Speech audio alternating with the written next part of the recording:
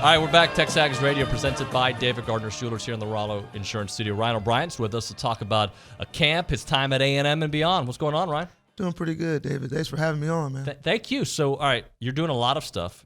You're a teacher, you're a coach, you're a father. How do you make time for it all? Man, what I try to do, I just try to pray first, man. Thank the Lord Jesus for his strength, and I get through it. And I tell my wife, it's like being a waiter, where you got to do the most pressing need, and then you just keep it moving, man. Keep it moving. Yeah.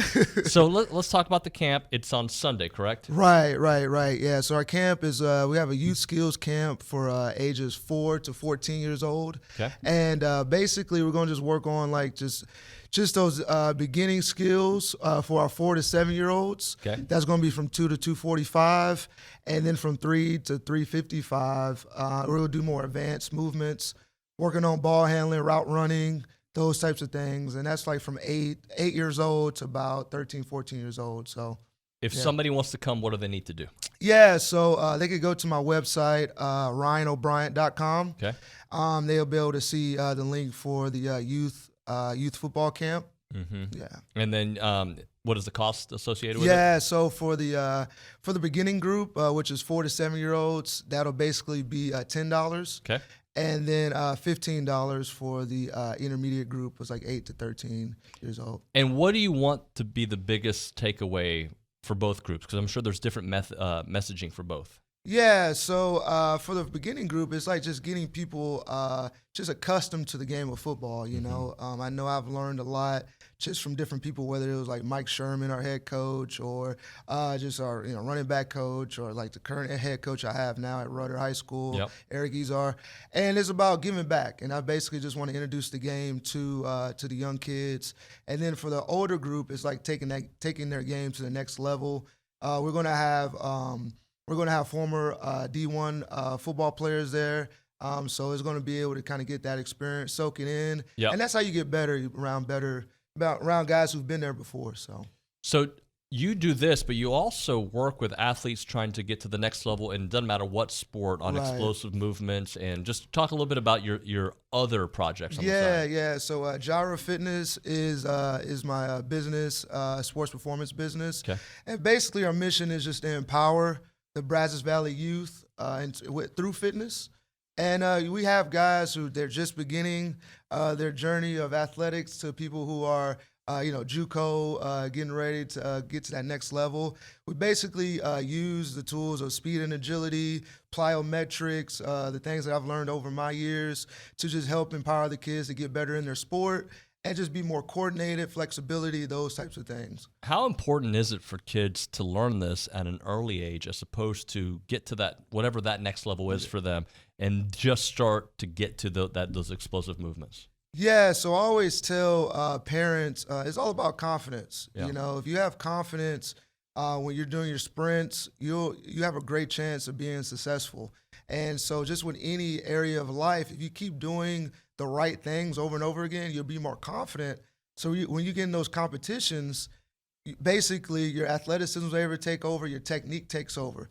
But if you're not confident in what you're doing, whether it's talking on the phone or whether it's talking to a young lady, you're not going to be as successful. And the same thing is for athletics. So the earlier that you get started, the more likely you'll be successful for a long period of time. There really wasn't, at least when I was a kid, this kind of specialization. Was there when you were a kid? No. I would say even for myself, when I played at A&M, I didn't really understand the benefits of sports performance. But I just want to thank one of my great coaches, Jay Whitehead, who's he's a legend in the community. He basically helped me a lot in terms of the sports performance, speed and agility, those type of aspects of how to improve your game. And it improved my game greatly as I was trying to pursue a professional career. And now I know that it works. And I mean, I'm so thankful for it. And I mean, I first tried it with my kids. Yeah. Because I have my oldest is 7, Jordan, and Zion is 5. And those two, I've been able to see benefits from it. I was like, hey, let me go ahead and try to pass that to the rest of the community. So, that's how I was able to kind of use that as an idea. How did you come to the conclusion A&M is a school that I want to go to way back when? Well, I didn't know a lot about A&M. I'm a first-generation Aggie, and I just knew that it was a big school, and it was a big football school. Mm-hmm. So they gave me an opportunity to walk on initially, and I just took advantage of it because I knew it was a big school. And when I was able to visit, first person I saw was a guy named Lee Foliaki. I don't know if you guys know that, and a big linebacker. And I was like, wow, if he's here, man, I'm going to go give it a chance. And I walked on. I was blessed to be able to get a scholarship in my senior year. So I thank God for that and be the 12th man. So it's awesome stuff. When you found out you were going to be the 12th man, what was that conversation like? What did that feel like? Man, it felt really good because it was actually a game against Texas Tech. So it was back in the Big 12 era. Yeah. I know the young people don't really know much about that. But I was able to go out there at Kyle Field against Tech, who were like a top 5 team that day.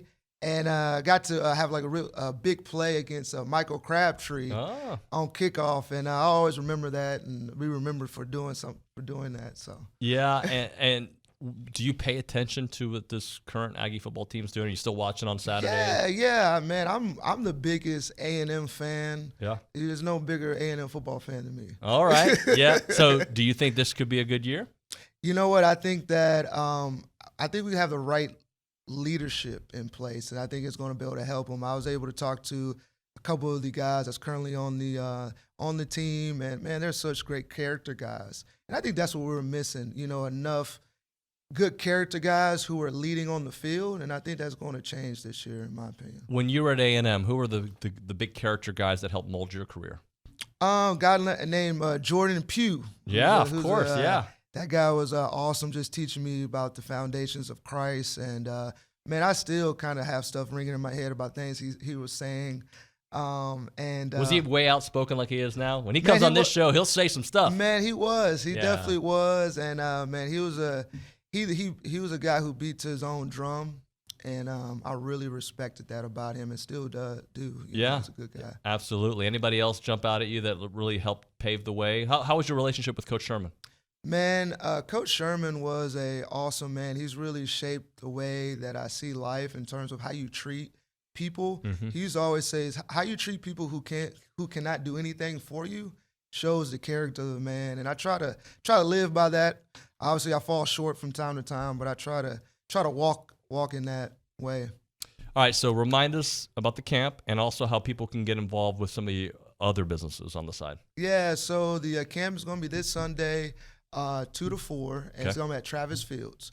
You could go onto my website, ryanobriant.com, and you'll be able to see the link for it. Jireh Fitness, which we have a summer session, a 10-week summer session coming up. You can find it on my website. We also on Facebook as well. And we start up on May 7th for the summer session. We go every Sunday. We have an intro to resistance training, a beginning group, intermediate, and advanced classes as well. So for all kids. So. Awesome. And these sessions start when in the summer? May? It looks like May 7th is when those summer sessions start, and the youth football camp will be this Sunday. Awesome. Yeah. Ryan, I appreciate you coming by, man. Hey, David, I really appreciate Thank you very much, man. time. Yeah, great stuff. And you come back, all right? Oh, yes.